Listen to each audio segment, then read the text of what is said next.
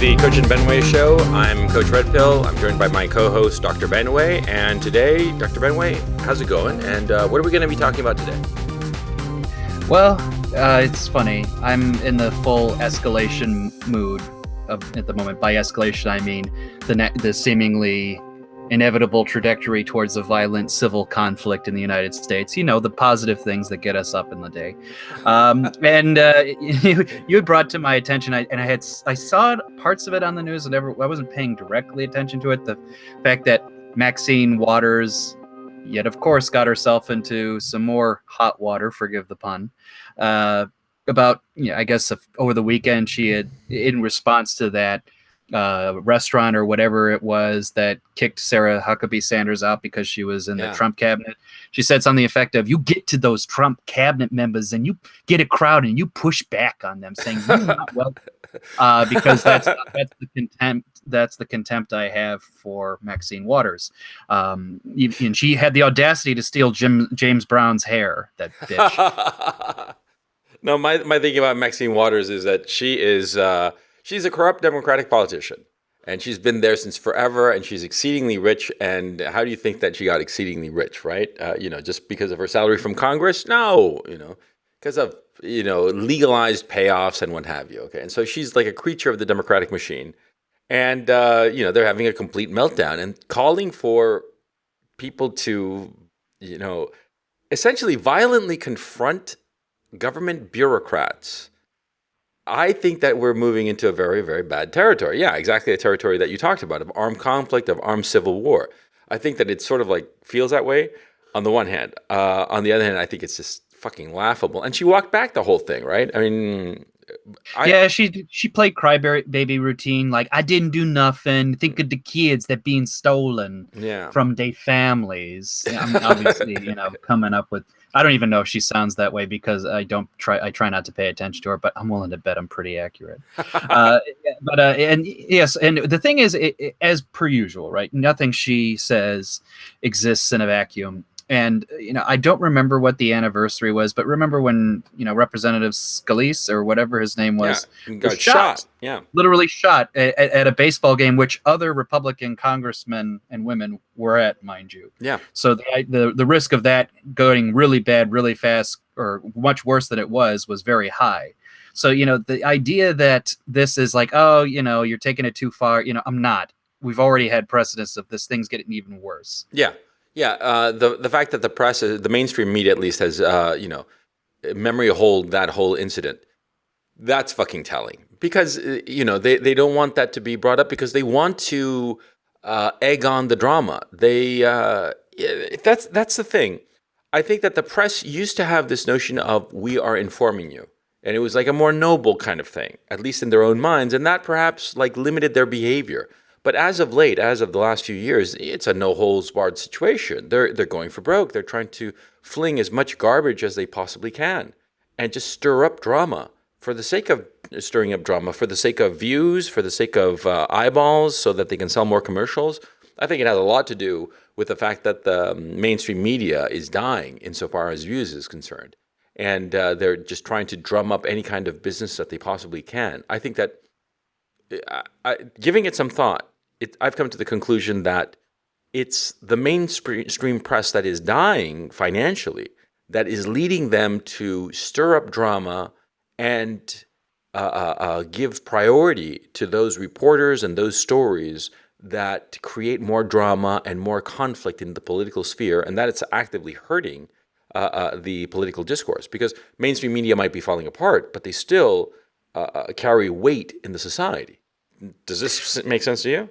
So I'll tell you a story that I think, not a story and like I'm making it up, but like a news story that I think is compelling, at least vis-a-vis CNN, and kind of says where they're coming from. So I think this was 2015 or it was 2016. I forget exactly when. But to me, the biggest, most telling news story was this.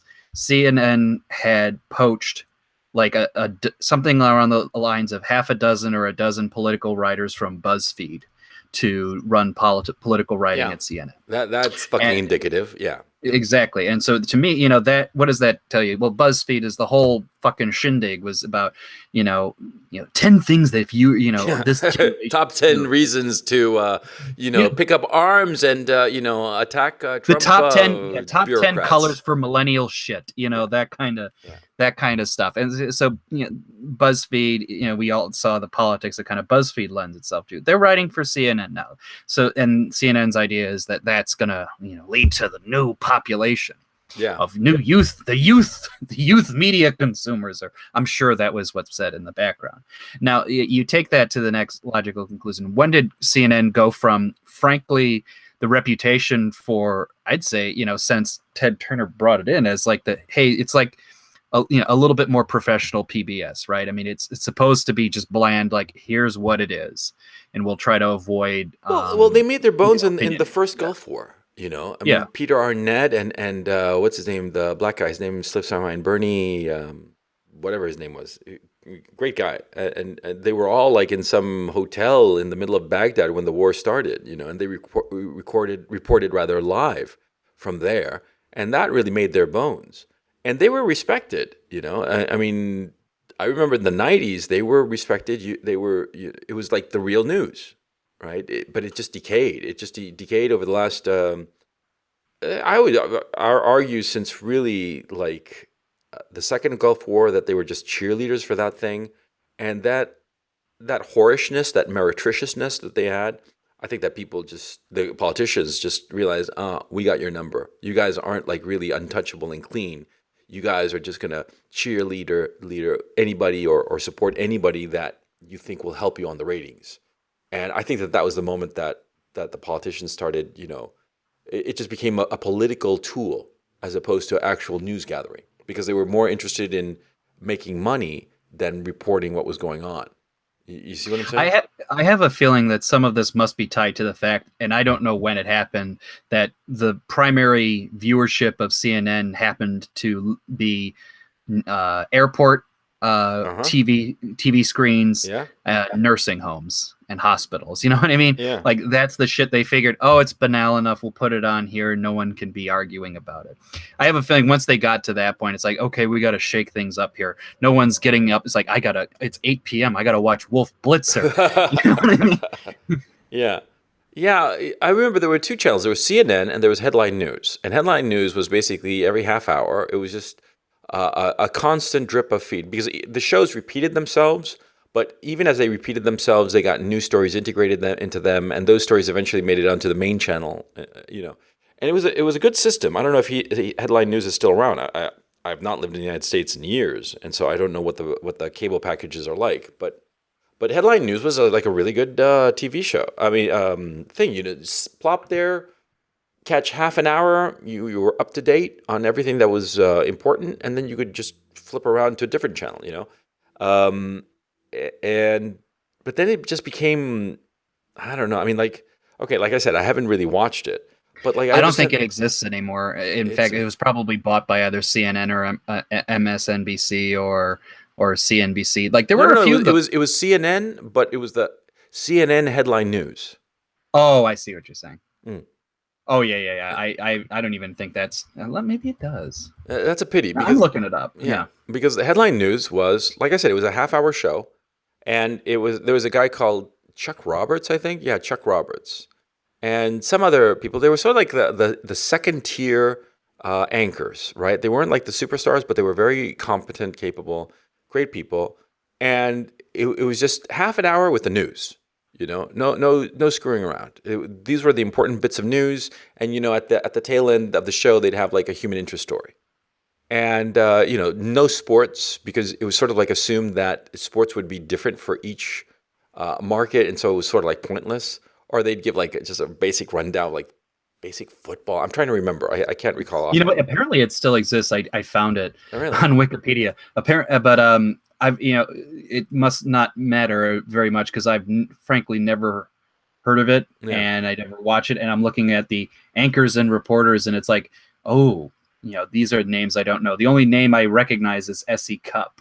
and only because she says like, "Look at my beautiful baby. Imagine if someone had taken my baby from me and threw it over the border." And I'm just laughing because I'd Jesus. love to do that. You want to? Okay, okay. No, well, look, my thinking on the whole thing of Maxine Waters and all that shit to get to amble back to the main point of this. The Democrats are losing their fucking minds. That's what it is, and they're going to start saying all kinds of crazy ass shit. I think that it's just the beginning, and that's why I'm afraid of your ultra black pill that we're going to wind up sliding into civil war. Yeah, yeah. It's and by the way, I started watching that Civil War documentary. I only watched like the first 5 minutes of it. It's sort of like I just downloaded all the episodes and I'm sort of like lining them up for my feed. Shit, man, this guy does long fucking documentaries, but I'm really looking forward to it. And I was sort of like shocked by the notion that one guy watched as the Civil War started in his front lawn and watched it end in His front parlor. Yeah. yeah, this guy, the McLean fellow. Yeah, that's fucking wild. I mean, that's I've never heard of anything like that, and I'm surprised that isn't given more airplay in schools, or at least when I was in school, nobody even mentioned such a thing. They all said that they signed it at Appomattox. Appomattox rather courthouse, and that was the end of it. But not that it was the They, same guy. That's Oh yeah, wild. they showed that documentary in my school, and they so obviously we encountered that scene. To me, that's like a wonderful metaphorical moment of saying like you cannot escape this shit, because that's the attitude that's currently on my mind right now. It's like it may very well, this is a kind of conflict that could start in your backyard and then in your front parlor. We might call it your living room right now. Yeah. But yeah, that's kind of the attitude I had. In fact, funny tying this also to CNN again, and because I think part of the danger I continue to see is I remember in the aftermath of that Steve Scalise shooting, I remember the dialogue that they were saying, which was, "Well, this is all Trump's fault." How so? Well, he started this, angry How? dialogue. It's because of the angry dialogue and rhetoric that he has. It's spurring anger, it's spurring violence and everything, But even the though the angry violence rhetoric was comes from directed at his. reality. That's the thing. These people don't want to fucking see reality. You know what I'm saying? People are Well, they're upset. so pissed off. They're pissed off. They want to hold him by the lapels and said, "You did this to me," kind of Yeah, thing. That's the it's attitude they have. autistic screeching, for crying out loud. I'm sick Yeah. and tired of the fucking thing. I'm just sick and tired of it. And I'm sick and tired of the goddamn fucking Democrats that they are unable to face reality. They are unable to lose like men. They act like fucking pussies. I'm sick and tired of them. Well, they're not a party of men. They're a party of otherkin. I'm not. That's not entirely a stretch, right? I mean, Joe Biden said himself after the election. He Creepy says part of the Joe, problem was yeah. you did. Little Creepy child Joe said, molester Joe. Creepy Joe said, "Hey, look, you never appealed to guys like me," meaning older white men, or any kind of white man. And to a large extent, even though the party is heavily populated by white men, their calculus is like, well, we got to get every kind of minority we can conceive, and then every kind of denatured form of the human body that we can encounter and throw them into the I lot. know. I And know. that's our strategy. Yeah, and the thing is, I don't quite understand how the black community, which is socially much more conservative than the white community, how can they put up with being in the same tent as these fucking ugh. Oh, man. Well, I'll tell you how they do it. You can ask Joy Reid, because Joy Reid wrote openly about the having that black sentiment that you talked about, that somewhat conservative, socially conservative black sentiment, and her response was very clear. The Russians hacked my timeline and put that story in to deceive you.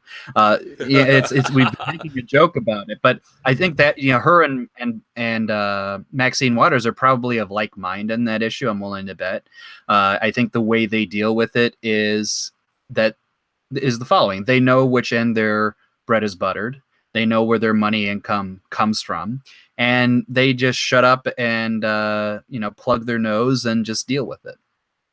Yeah, I mean, it seems pretty obvious that that's their whole approach to the situation. Just shut up and dance. But look, the vitriol towards Trump and concomitantly the, sometimes the, uh, almost sycophantic fanboys of Trump, because I'm not keen on them either, right? But the hatred of Trump by the left and by the press, especially, it makes me think about Nixon. I mean, the Trump administration. I keep going back to Nixon over and over again because Nixon was an effective president. He got dealt a shitty hand. LBJ was a horrible president. He left the American economy in tatters over Vietnam and the Great Society programs. He strained the American economy to the point where the Bretton Woods Accord, which had been beneficial to America. I mean, shit, America basically wrote Bretton Woods, and Nixon had to get out of it because it was unsustainable. The gold standard was just not possible because of what had been done by the Johnson administration. And it's so funny, when I was young and I heard old geezers saying that, oh, we never should have gotten off the gold standard. I would listen to that and say, oh, these old geezers don't know what the fuck they're talking about. But as I become more of an old geezer, I realize, fucking A, we never should have gotten off the gold standard.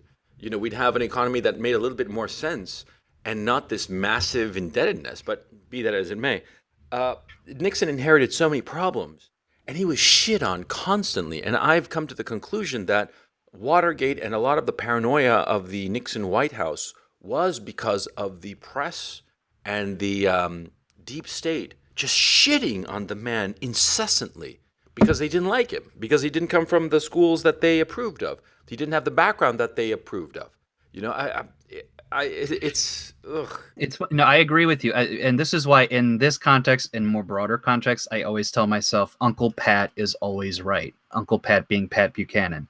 Pat Buchanan was one of Nixon's speechwriters. He, in fact, at the time, was very adamant at Watergate. He says, like, shut this thing down. Yeah.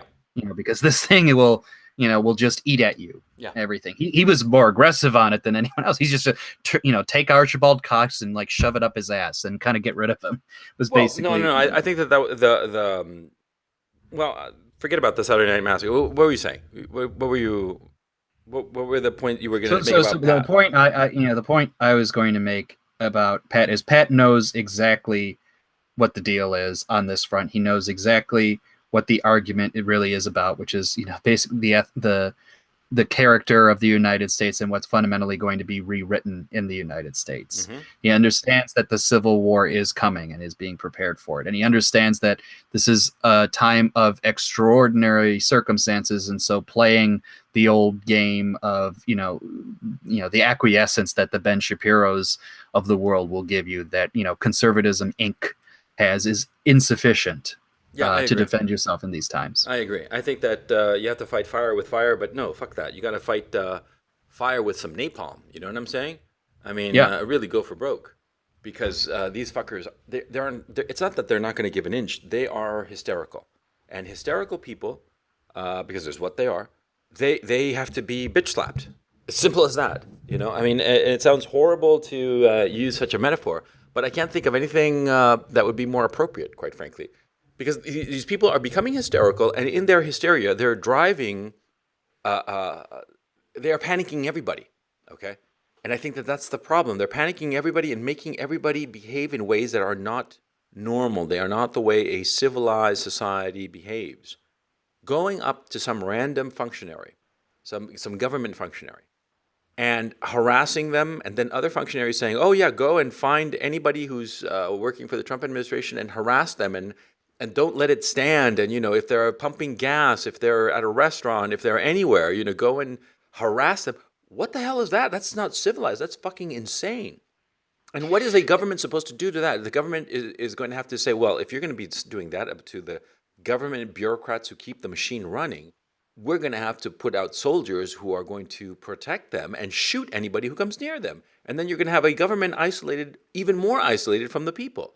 Which is exactly what we don't want. Because a lot of the problems that we're having now, it seems to me, are a result that the government is just isolated from the people and just giving solutions from on high, like some distant god who doesn't really know the problems of the people, instead of what we should be doing, which is decentralizing. Ranting again, sorry. Well, it's funny how you start, as per usual, some Democrats sort of see what's going on and are trying to avoid it as much as possible. It's funny to see Chuck Schumer more or less say, to the Maxine Water types, like, hey, cool it with that a little bit. But that's basically the pot calling the kettle black, as far as I'm concerned.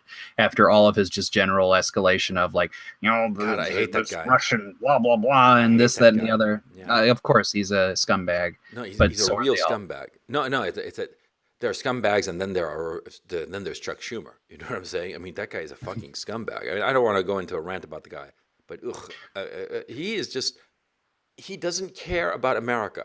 Okay, he just cares about his own power. He cares about in order. He cares about his own power, Israel, and then nothing else. That's basically how I what he cares about. And his attitude, his demeanor has always been that way. Israel, my career, or reverse, really, my career, Israel, and then whatever. I just he bothers me tremendously because I can't believe that a man who is so nakedly uninterested in his country is in a position of such power. Because to me, it's just quite obvious that he just does not care about the United States, about the problems of most Americans, middle class Americans. He just cares about power and helping a foreign country. And I just don't understand that. I don't understand that. I don't understand why people don't like look at that and realize it and say to themselves, "Shit, we don't want this. We just do not want this kind of individual having positions of power." The press should be But the looking at thing that. is, well, of course they should be, but unfortunately, there's enough guys and gals like that to varying degrees to where it's unfortunately fairly commonplace. Yeah. It's just the nature of how things are. The funny thing was, I also saw earlier this week a certain degree of trying to reverse the tables, where like at one of the latest Trump rallies, like a kindly old grandma basically went to the press pit. Yeah. And where Jim Acosta was, and basically told him to get the fuck out of here, and whatnot. Well, He's I like, "I didn't have hear a right that. to be here, ma'am. I have a right to be here, What did she ma'am." say? And oh man, don't tell me that he started to argue with the grandma. I remember Oh, him saying, we have a right to be here, ma'am. We have a right to be here." It's like a like little pussy it's like the squeaky bitch. voice teen from Simpsons Oh kind of man, thing. what did the old lady say? Did they I catch think he it? basically, I think she Yeah, there's video of it. From what I gather, it's like basically chanting to get him out. Now, I read somewhere, this may be bullshit. It may be real. Was like she tried to put a curse on him, which I'm like, oh, that's an Italian She's grandma if there fucking ever old was. school. Yeah, put a curse on the motherfuckers. Yeah, no, that I can get behind an old lady like that. Yeah, if she's gonna put the hex on them, you better fucking believe I'm gonna be on her side. You don't want to cross an old lady who's gonna put a hex on you. I mean, let me ask you something. Look, there's this saying in Spanish, and it roughly translates as "There's no such things as as witches and spirits." Okay, there's no such thing as witches and spirits, but that they exist, they exist. Okay, yeah, that's my feeling. That yeah, I don't believe in any of that shit. It's all bullshit. But I'm not gonna fucking cross them. I'm not gonna fucking cross like some lady who's willing to put a hex on you because you never know. So rationally don't exist, but in my heart of hearts, they probably do. I mean, do you believe, by the way, we've never actually talked about this. Do you believe in any of that shit of like supernatural crap, or if it's just your imagination? The best. So I'll answer that two ways. One, do I think there are practically in reality women who have been called witches with Oh, legitimate reason? Yes. mm, My grandmother actually survived as a young girl during the Ukraine famines by what would have been a woman who would have been described as a witch. She taught her how to, eat the roots in the ground and how to survive with oh yeah, but minimal you're talking about stuff. Yeah. like not like witch, but it's more like a. Okay, okay, what? Okay, She would have been called a mid. She would have been called probably a midwife in yeah. some circles, but she was, conceivably a witch. So there's that. With regard to the supernatural, I adopt I think Niels Bohr said it, which was I think one of the other physicists that he knew came into his house. They saw a horseshoe hanging on the wall, and they said, "Why do you have that?" He says, "I'm told it gives good luck." I said, "But you're a man of science. You don't believe in that stuff." He says, "You're right. I probably don't, but I'm told it works whether you believe in it or not." Okay. Oh yeah, So yeah. I Good think answer. that's fairly accurate. Yeah. Yeah, well, because the whole notion of I remember one time Stanley Kubrick was saying something about The Shining, and he said it was a fundamentally cheerful movie Yeah. because it presupposes that there is a life after death. Which is an interesting way of looking at it. The whole notion that ghost stories, which posit that people after their own death continue on in some sort of spirit form, that therefore ghost stories are fundamentally cheerful stories. The notion that there is hope, that there's something after death. Yeah, I There's a never thought funny of it there's a that way. funny there's a funny story behind that because that happened during an exchange with Stephen King Hmm. that he was having, and keep in mind that Stephen King does not have fondness for Kubrick and just uses the every chance he gets to bitch about him. Yeah. So that's where that story came from. So there's more to it. So Stanley Kubrick has that exchange that says, "Oh, so fundamentally, I think this is an optimistic movie for the reasons you said, and because it presupposes life after death." And Stephen King's response is, "Well, what about hell?" And Kubrick paused and says, "I don't believe in hell." No. So you're always so we're always kind of pick and choosing the pieces of our narrative to suit our means, and so Kubrick was optimistic about like, yeah, life after that could work. What about hell? Nah, that's not too much. So that made me laugh. No, the whole notion of supernatural powers is always very intriguing to me. On the one hand, I think it's just a balderdash, and I understand on a rational level where it might come from. Because, for instance, here in my office, in my studio space, it's in an office building, and the office building, sometimes at 10 o'clock, it closes, and they start shutting down the lights of the hallway, right? And here it's Ukraine. They don't have like motion sensor light switches or anything like that. They just turn off the lights, right? And so a couple of times I stayed late here in the studio because I've had shit to do, whatever. Because of the time difference, really. What's happened a lot of times that because of the time difference, I wind up staying late and past 10 o'clock, and so I leave and it's all dark, and I use my iPhone to light my way to the elevator, right? And the thing is, see, a couple of times I have had to admit it's kind of fucking spooky, right? It's kind of spooky, and like a part of me is saying, better watch out, maybe around the corner there's something, and the larger, I hope, more rational side of me, I hope it's larger and more rational, rises up and said, "Oh, that's stupid. There's nothing fucking here. It's just dark. That's all." Okay. But there's that, reptilian brain of me that thinks, "Oh, be careful. Don't walk too fast. There might be a monster around there." And I think that basically it's a lot of the notion of supernatural stuff comes from that reptilian hindbrain that is afraid of the dark, that gets heightened insofar as a fight or flight response. I think it's like a natural outgrowth of that fight or flight response. The belief that there's something out there beyond what we can rationally see, perhaps because it gives us a sense of like heightened awareness, or it's just a necessary byproduct of being aware of your environment and therefore not get eaten by a puma or whatever the hell our ancestors used to get eaten by. You know what I mean? And therefore, because we have this sense that there's that something beyond our understanding, and we as a species have a need to control it. The idea of witches and that kind of person who can control these supernatural forces naturally arises. It's like an instinct that we'll always have. You see what I'm saying? Because every culture has this notion of witches and warlocks and people who are in touch with some spirit world that we normal mortals cannot see. Yes, so I'll tie a few things together because I actually think they're all pertinent. Yeah. So one, so my answer is I am effectively a supernatural believer because I operate as if in several instances as if it were true. Such as. Such as if a certain time, I won't say what time. If I see a certain time on the clock, I will stop moving and not do anything because I think to do something at that time will cause unfortunate consequences. Is it like a specific hour and minute? It's a specific hour and minute if I see it, and I always seem to see it. So there's that. Has anything ever happened at that specific hour and minute? Nothing that I'm willing to. No. But anything Nothing to significant? risk. No, because I've actively tried to avoid it. But where did this notion come from? Don't have an answer for you. Okay, that's it's pretty there. weird. Okay. Yeah. So there's that. There are other elements such as like I won't do any incantation ritual.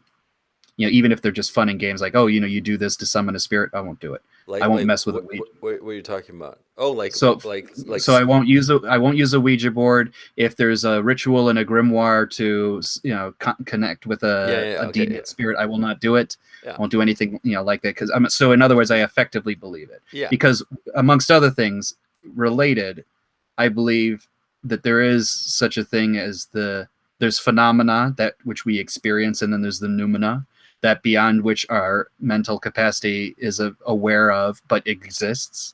This is a fundamental concept of idealism, or German idealism comes with this idea that what we experience with the senses is the phenomena beyond the senses, which could conceivably exist, is called the noumena, and we don't fully comprehend it, but we may have some sort of intuition about it. When was And the I do. the concept of phenomena noumena invented, and by whom? To It tell you would the truth, I forgot. so it would have this would have come around the 18th century, and it's in my mind it's mostly associated with Kant, but I don't know that it's necessarily his thing. And it's taken up throughout German idealism, and going into the 19th and 20th century it goes into phenomenology, and it eventually gets its way into guys like Heidegger. Yeah, I mean, I don't think that Kant invented the concept, but he might have used it. I'm trying to remember. It's all this shit. I'm realizing I read it and studied it 25 years ago, and it's sort of like this vague stuff that I knew that at the time I spent a lot of time on it, and now it's just gone. I mean, no, it's not gone. There's still some. It's like a beach, like when you like dig a hole on the beach, to build a sand castle, and then the water comes over and starts to like even out the sand, and you can still see that little depression there of where the hole used to be, or where the mound of sand for the sandcastle used to be. It's almost all gone, but there's still that little mound. It's sort of like that. But yeah, the notion that there are things beyond our understanding. Well, I think that that's self-evidently true. Most of the reality around us is slightly beyond our understanding, and the idea that there are things that are not only beyond our understanding but beyond our ability to perceive them, I think that's perfectly reasonable. I mean, Yeah, like, this concept is as old as the Greeks in its raw form. This is the Plato's parable of the fire and the shadows in the caves. yeah, That what human experience that you are seeing, if you're looking, let's say there's fire somewhere and the fire casts a light, and someone between the fire and the wall has a shadow cast on the wall. One can understand that human experiences, we're looking at the shadows on the wall moving, but we're only seeing the phenomena, yeah, yeah, the yeah. concept, this distinct or the separate concept from the reality, the noumena, which is the guy between the fire and the wall, and thus it's supposed to talk about the limits of knowledge. But needless to say, why I'm bringing this up in the context of this potential escalation of violence, I do think I can't give you a rational reason why, but I do think there's just an inherent intuition. It could be tied to consciousness or what have you, that humans are just perceptive enough to suggest something above and beyond what I can rationally explain is going on. So why do I keep bringing this up in the concept of the Civil War and everything? I can give you all these rational reasons as to why I think it's going to come, and I think I can make it convincingly. But fundamentally, there's this feeling I have, almost on the level of, to be kind of like hippie about it, bad vibes about the situation. There's a funk or a feeling that I can't go away, and that's the fundamental driver I have to say something bad's going down. I can't tell you why. I can rationalize reasons for it, but fundamentally that's why I'm saying we are in course for something very awful, and I can feel it around me. And I think, somewhat related to meme magic, I do think there is something to be said of a certain collection of people, whether they know each other or not, in a certain position, saying certain things and thinking certain things that cause resonance, and things become more powerful than you could have expected. And I think something like that could be happening now. Sorry, this is getting really No, no, new no, age no, no. shit on you. It's perfectly fine. No, I'm a first of all, I just have to say that I'm a great believer in following your instincts because, or not following your instincts. No, let me phrase that. That's not correct. I'm a great believer in paying attention to those subliminal vibes. Okay, because a lot of times they are indicative of something that your conscious brain can't quite perceive, but that your unconscious or more reptilian being recognizes somehow that there's some danger there. Sometimes it's nothing, you know, but sometimes there's something there, and it's between being not alert and being alert. It's sometimes better to be alert, okay? Because if you're inattentive to something and something happens, you're going to be unprepared. But if you are alert and something does happen, you'll be able to respond more effectively. So between being, because there is no such thing as in alert, is there? What would be the opposite, the antonym of alert? But you, Unalert, it doesn't matter. yeah, it Yeah. doesn't matter. You know what I'm saying? I mean, basically between the two, it's better to be alert than not alert. But so it's it pays me to pay attention to those vibes, but also not to be dominated by it. I mean, Right. you Right. can't be walking around like, oh, I'm not going to walk over here because I think that hallway has a bad vibe, and I might, like, an asteroid might hit me as I walk down that hallway. No, that's fucking stupid, right? Um, that's just caving in. I mean, it has to be like just sort of like, okay, an acknowledgement, and then you move forward, not allowing that shit to dominate your existence. I think that's just a fucking mistake. But continuing on in this vein of like the supernatural and it's I, I I'm trying to collect my thoughts here, because this isn't stuff that you normally talk about. Our society is just so grounded in like the things, and that we don't allow any space to talk about this kind of stuff because we're supposed to be too rational, and yet we still believe in stuff. I mean, you're telling me about this time of day that you just freeze, basically like a deer in the headlights, and it's just a fucking minute in your day. It's a little bit absurd, but you don't violate that, right? Right. And in my own case, I was getting scared of the dark, as if like some monster was going to jump out at me, and eat me or something. And also, it just never made any sense, because haven't you thought that any monster that's around, it would be just as scared as you of it? So why would it Hmm. instantly attack you? I mean, doesn't that make no sense whatsoever? I mean, have you ever seen a bear like in real life? The bear is afraid of you. Okay, for the most part, the bear sees you, and the bear's like, oh, what's it gonna do? Okay, and usually a bear, which is obviously 2 or 3 times the size of an average man, in terms of mass at least, it's gonna run away most of the time. The bear doesn't want to mess with human beings. Okay.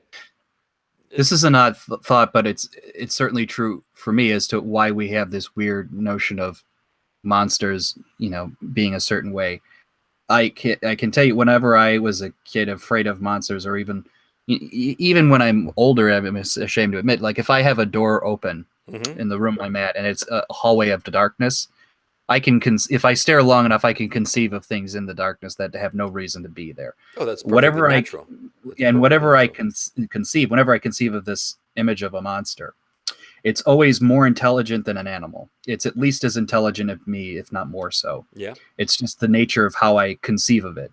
There's no rational reason for that. I think it just happens. I wouldn't be surprised if a lot of people feel that way, because then that would go to answer your question. It's like, hey, wouldn't this monster be just as afraid of you? It's like, well, that would be if it were an animal, but it's not an animal. It's something more than an animal. At the very least, something on a conscious level comparable to human capabilities on that front, which is which is weird, because it clearly suggests that whatever you're envisioning is a projection. It feels like this is going without saying, but it's a projection of your own consciousness and mind, which suggests to me that whenever you project a monster, it's based on something you're feeling, or you're suspecting, or you have some inability to articulate rationally. But you conceive of it as a monster.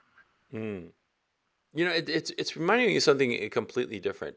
Of when I was a kid, I used to I read The Stand when I was quite young. The Stand is a book about the apocalypse. Basically, this virus escapes from a government lab and kills 99.7% of the population. And the story is about how that happens. The first third of the book, half of the book, is about how that happens. And then the second half is how the survivors coalesce in Las Vegas and Boulder, Colorado. And they wind up killing one another, or trying to kill each other. And there are some elements, I'm not going to get into it. And retrospectively, as a grown man, it's a little bit, it's this weird liberal conservative paradigm, and basically conservatives are always willing to be swayed by some evil being, and that the evil being, is more likely than not to sway people who are conservatives. Whereas the Right. more liberal people, they obviously go to Boulder, and they're all good and shit like that. And it's That's common in Stephen King's books. Like, for example, it I never read manifests it. Yeah, itself. yeah.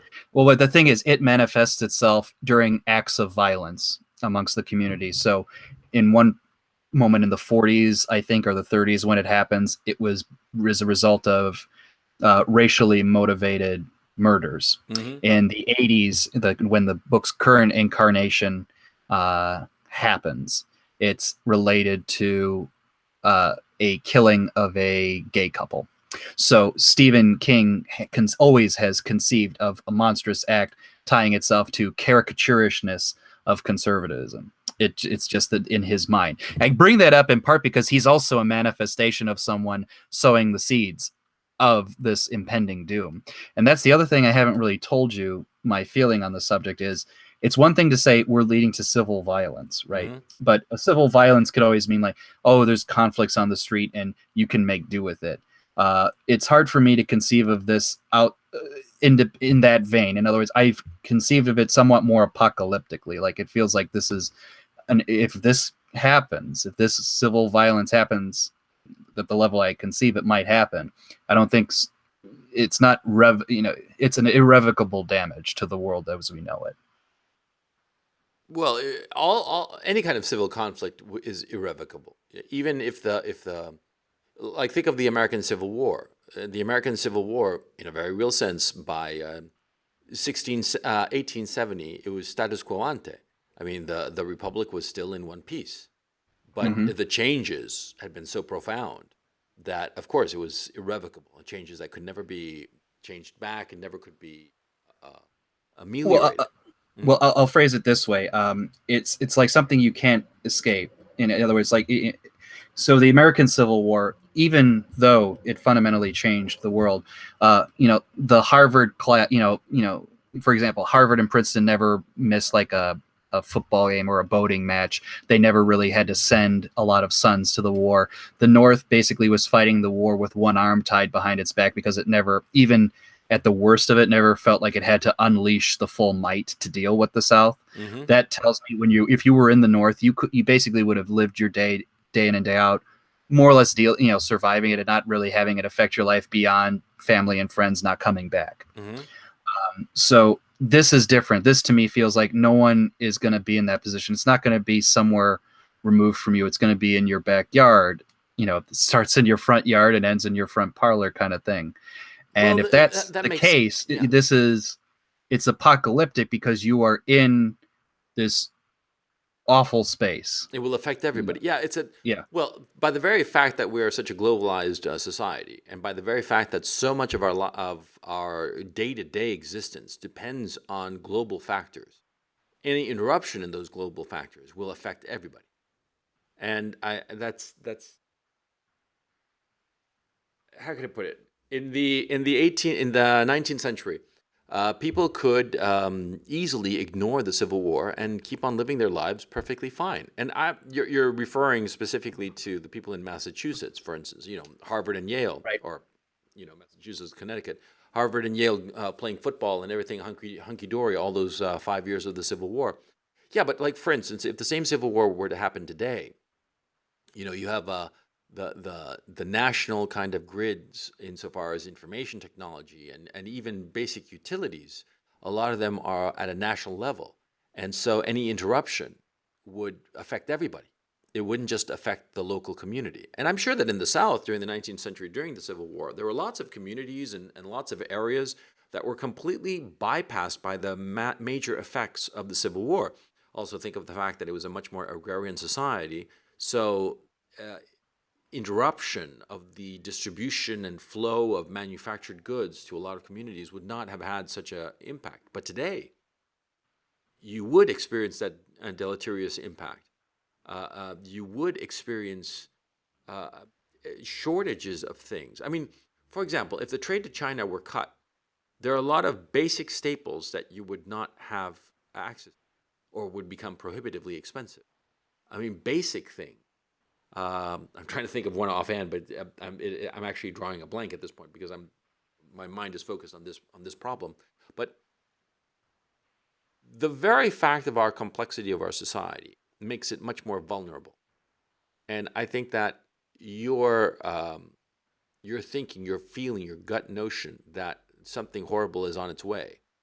What rough beast comes slouching towards Bethlehem? Kind of Yes. vibe, right? To Yes. quote Yeats. I'm sympathetic to that. I'm very sympathetic to that. At the same time, I sometimes think that notion, that feeling the heebie-jeebies, I think a lot of times it has to do with a person's situation and their particular concerns and feelings and about their own lives, and that influences their feeling. For example, when I was a very young teenager, like 14 years old, I read The Stand, and it deeply affected me. 13. It deeply affected me because at the time I was very alienated. Okay, I didn't even realize that I had a whole bunch of people in my life who were preventing me from being truly alienated, but I felt alienated. And when you're a young kid, at the end of the day, it's the subjective feeling is what matters, right? And because of it, the idea, the notion started gnawing in my head and growing in my mind that something like The Stand was about to happen and I'd be one of the survivors. It was a weird daydream. It was an escapist daydream because there was a sense that, this will happen, the end of the world will happen in a very real sense because the end of the world will happen. The stage of the world will be cleared and I will be left standing all alone on stage, the star of the play, and not, as I am now, a minor player. Of course, I wasn't thinking of those in those terms, but it was sort of, there was sort of that sense. Because, of course, I was a 13-year-old boy, nothing special. And so, of course, I felt very, because of my lack of specialness, I felt very much like, lost in the shuffle. You know what I mean? And so I was trying to find a way to feel special, to feel more important, to aggrandize myself in some way that did not require real effort.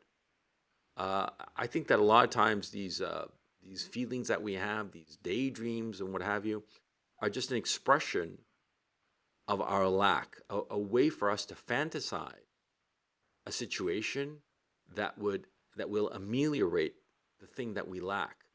That's why I find daydreams so important because I daydream to this day, and I always pay attention to daydream, to the context, to see what it represent, it is expressing, insofar as a lack that I have in my life. Do you see what I'm saying? Well, I'll give you this a little bit of context of where I'm at to give you, a sense of where this may be coming from. Mm-hmm. But I'm certainly not getting anything positive out of this daydream. I'll tell you that. It's by virtue of where I live in some regards. People know I'm in the Chicago area. Mm-hmm. Very few people Oh, you that I you got know of. doxxed. Sorry, I had to say it. Anyway, you were saying you're in the Chicago area, and So the Chicago area, and very few people I know, are think the way I do. Some people do, small amount, but most people I hear, basically articulate the very opposite, the very thing we're worried about, you mm-hmm. and I. Mm-hmm. And you combine that with the fact that I know that this was the one city that was able to shut down a Trump rally during the primaries and during the election that he was supposed to have at UIC Mm-hmm. with near violence that was happening as a result of it. That and they were willing to do it multiple times. So I know that happened. Right. I also know that this is the city where a guy with a MAGA hat got pulled out of his car and got beat down.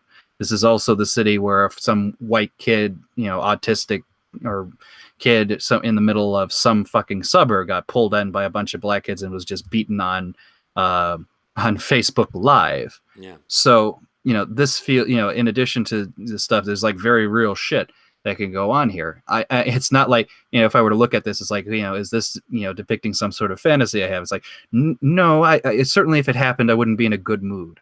You know what I mean? Day to day wise, very few people know what I think on the matter.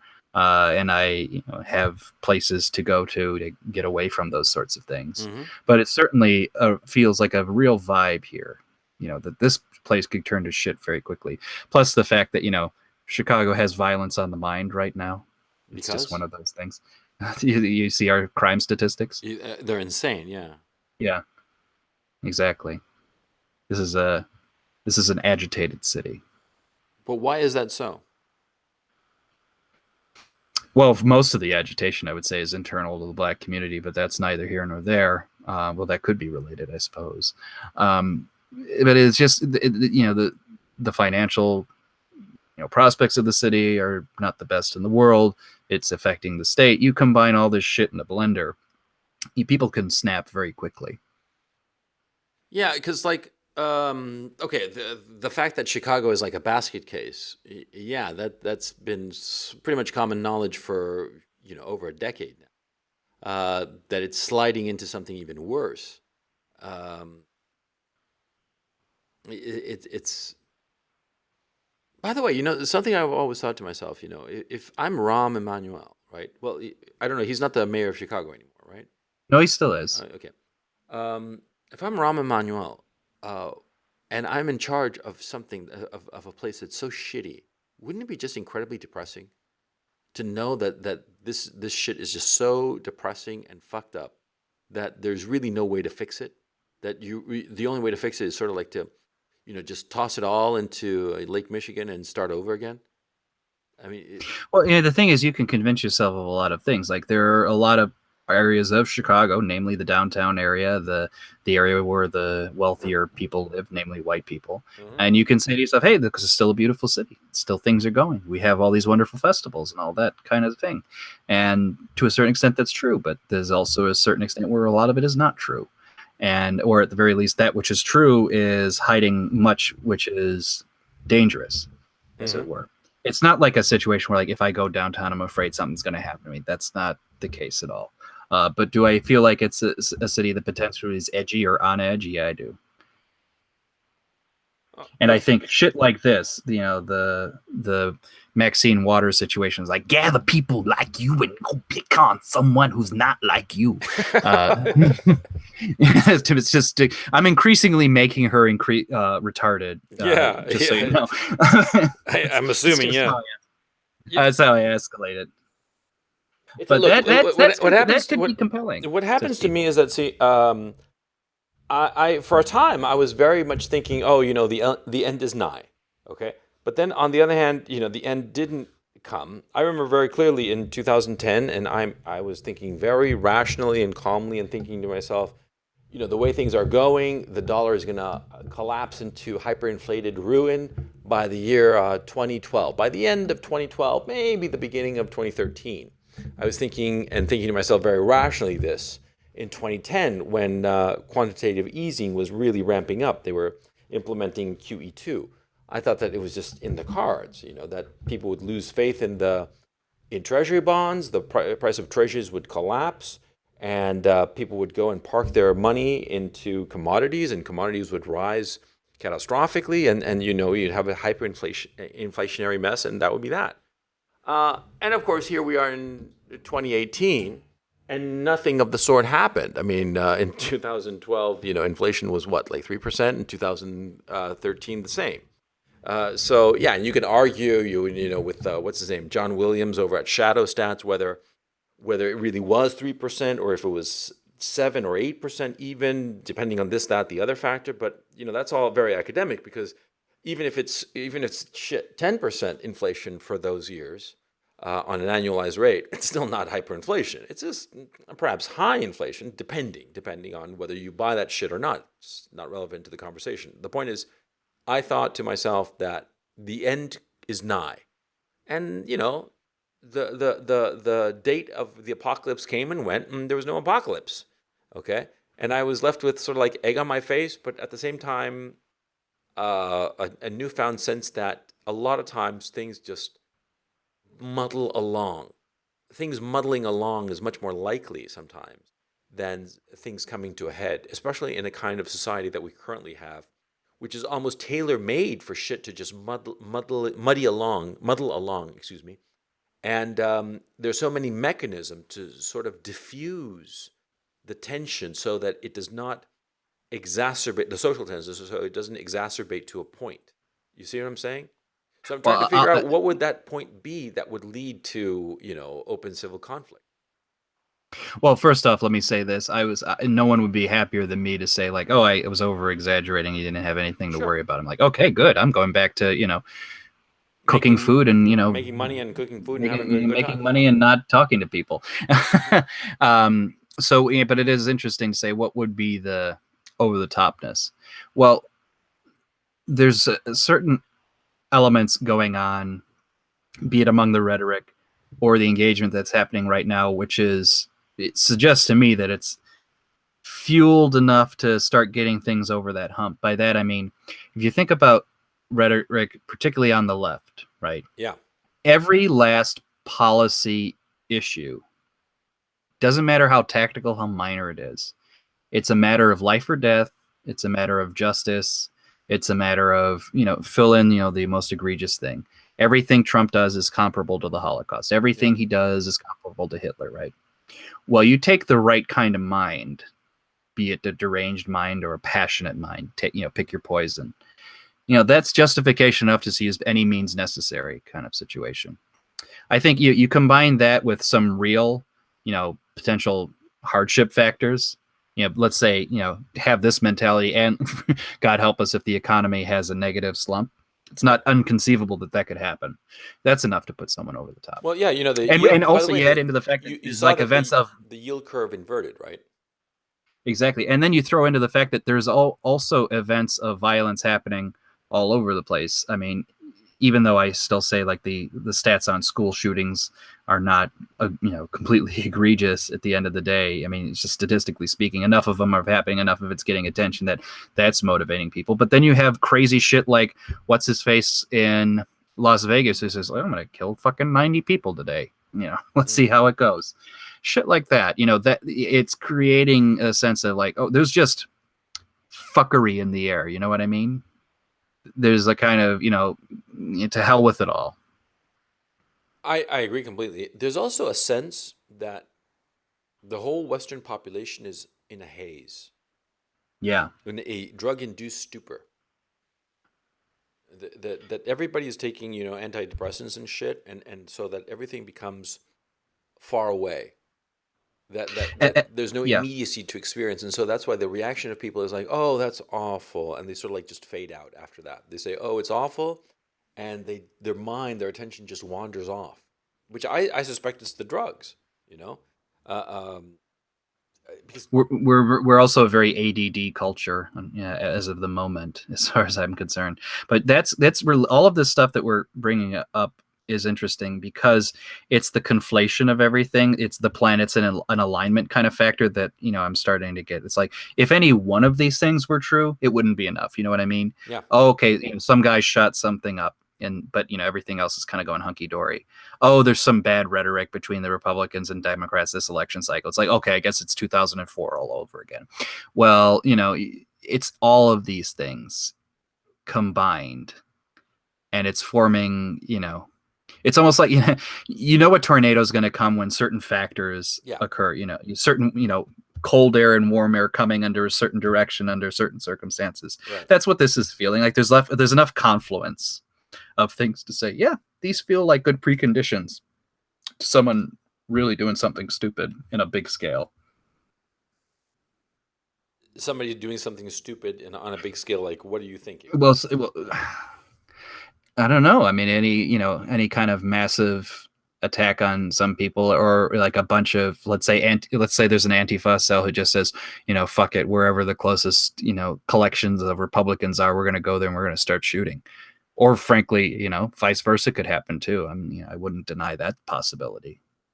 And all of I can easily see as circumstances of events that don't require much extra beliefs axiomatically to get you from where we're at now to there. Yeah, because the demonization of the other side has become absurd. There is, even on our side, okay. Yeah. There is, on our side, we look at lefties as just SJW cartoons, and we think that they're idiots and morons. and on their side, they think that we're just troglodytic Nazis.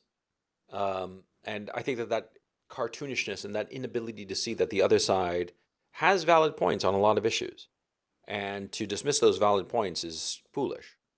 Um, I think that that polarization is just continuing, and also the kind of society that we have fallen into is this individualistic, detached, bubblified existence.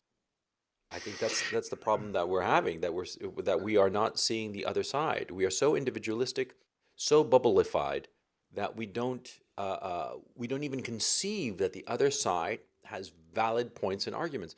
The left, when Donald Trump gave his speech, his acceptance speech at the Republican National Convention, when he accepted the nomination, it was a brilliant speech.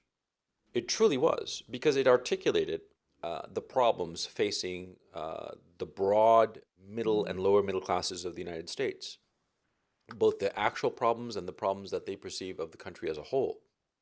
But the other side, the left, they just said, oh, he was just Nazi, and it's not like that. It's actually great.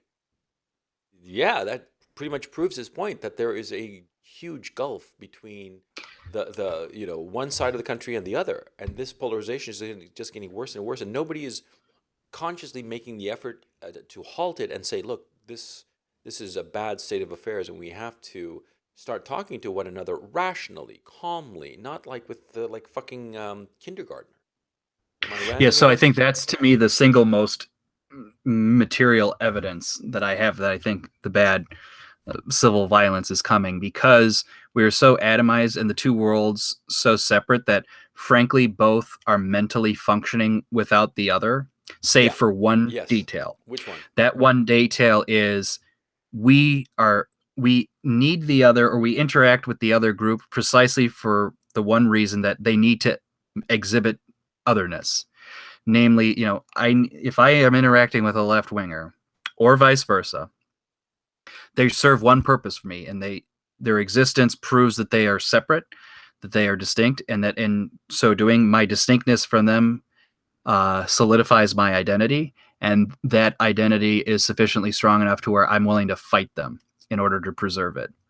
When that happens, that's we're approaching, as I said, the jurist or philosopher I always seem to bring up in this, the Carl Schmitt's notion, which is, what is the fundamental definition of politics? It's the friend-enemy distinction. The friend-enemy distinction fundamentally defines who you are and what you're doing. It's designed around this idea that you are willing to commit violence against said opposite individual, and you will create your world as a result of it. I think we're in that state. We're effectively in two worlds. And the only time the worlds interact is so that one side can see the other side as a manifestation of everything they hate. Okay, that's interesting. I'm thinking about that.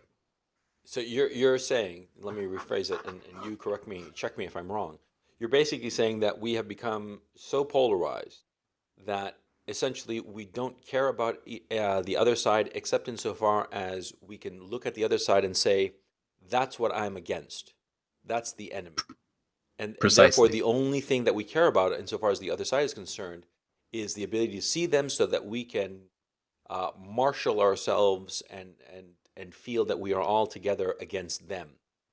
That's what you're saying. Precisely. That they are not Precisely it. no longer compatriots, but they are simply the enemy who must be overcome by any means necessary, to quote a phrase. That's your notion? Yeah, Because we can that's very fucking easily get to chilling. the by any means. Well, Yeah, that is chilling. we're getting there. We're getting to that sense that the other side is just fucking. Our side views the left as morons and crazies and decadents and degenerates. I don't know which is the prevailing idea. I think mostly at this point it's the notion that they're fools, but there isn't a sense yet that they're harmful fools. Whereas the other side sees us as Nazis. Okay. Yeah. And like I said, I see it in the rhetoric of people I have followed on Twitter just for other Mm-hmm. reasons other than politics. Like some performers and comedians I still like, but I do follow on Twitter, and they will say things as crazy as, like, if the New York Times publishes an article saying that the left wing is employing rhetoric to make matters even worse when they're attacking Trump, the left's response, even like just supposedly moderate-minded people are saying, "Fuck your tone policing when we're dealing with Nazis." Yeah, In other that's words, fucking insane. Yeah, that's an insane way of thinking about it. And these are the tempered people, the more temperate-minded people. That's why I say the world is effectively cleaved. And I love people, the kind of joke / meme that's kind of used to articulate this is like everybody saying, when did we get into the alternate timeline kind of thing? And my response to that, your perception of an alternate timeline effect is merely the recognition that you are in this state of affairs. Yeah. So I may have left you with profound. Yeah, you got me really thinking, and so I'm hoping that our audience is also getting the old noggin jogging, and so let's call it a podcast because we've gone over a little over an hour, and I got shit to do in the real world. No. So I'll leave the audience with this because it's pertinent to what I just said. Go. And I'll grant you this right away. This guy was a Nazi Party member. Accept that fact and deal with his thinking, but realize the fact that both the right and left wing fundamentally understand that he's right on a lot of issues, or at least he's compelling. Read Carl Schmitt, specifically Concept of the Political, or this other book called The Crisis of Parliamentary Democracy. It'll be a hard read, but they're very short books. You could even read the Wikipedia articles on them. It'll give you a sense of what I just described, and I recommend you take a look at it. We'll put the link in the description so that you can check it out. Because it seems interesting. So yeah. So on that note, this has been Coach Red Pill for the Coach and Benway podcast. Coach, Jesus Christ, sorry, I'm a little bit stupid right now. Dr. Benway, I stupefied you. You stupefied me. Well, that's easy. That's very easy to do, But you totally stupefied me, Dr. Benway. So, Dr. Benway, since you're the smart one right now, and my IQ points are sort of like jostling in my head, why don't you take us out? Well, everybody, thanks for taking a moment of your time to listen to the Coach and Benway podcast. We may deliver a black pill, but it's a nice juicy one. A nice juicy cyanide pill. It's medium rare. It's a medium rare black pill. I'll tell you that. Okay, take it easy, guys.